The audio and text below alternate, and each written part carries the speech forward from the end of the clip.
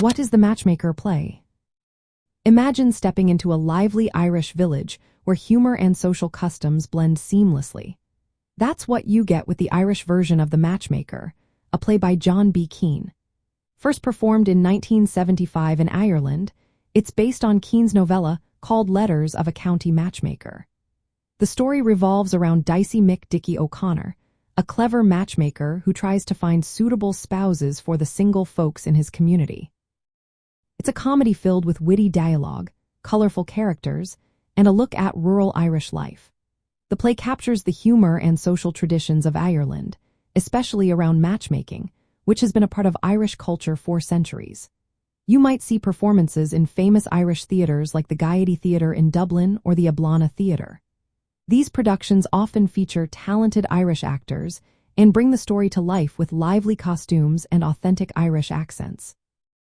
Watching The Matchmaker in Ireland gives you a taste of Irish storytelling and humor, making it a special cultural experience. It's not just about the comedy, but also about understanding how Irish communities used to connect and find love through traditional matchmaking. The play's humor and social commentary reflected Irish values and customs, making it a window into Irish culture. Unlike the American version, which is set in New York and involves romantic misunderstandings with characters like Dolly Levi and Horace Vandergelder, the Irish play stays rooted in rural Ireland. It's a satire that celebrates Irish wit and social life.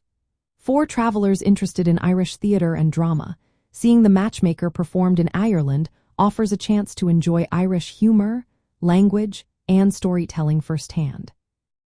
It's a lively, funny, and culturally rich play that highlights Ireland's love for storytelling and community life.